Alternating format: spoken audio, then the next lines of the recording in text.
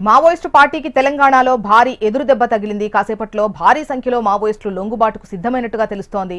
వీళ్లలో పలువురు అగ్రనేతలున్నట్లు పోలీసు వర్గాలు చెబుతున్నాయి. 40 మంది మావోయిస్టులు తెలంగాణ డీజీపీ ఎదుట లొంగిపోతున్నారని, వీళ్లలో 3 అగ్రనేతలున్నారని తెలుస్తోంది.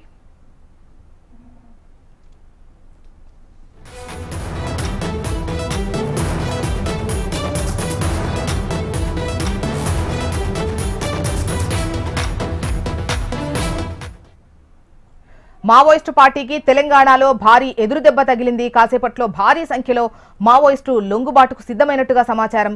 వీళ్లలో పలువురు అగ్రనేతలు ఉన్నట్లు పోలీసు వర్గాలు చెబుతున్నాయి. 40 మంది మావోయిస్టులు తెలంగాణ డీజీపీ ఎదుట లొంగిపోతున్నారని, వీళ్లలో 3 అగ్రనేతలు ఉన్నారని తెలుస్తోంది.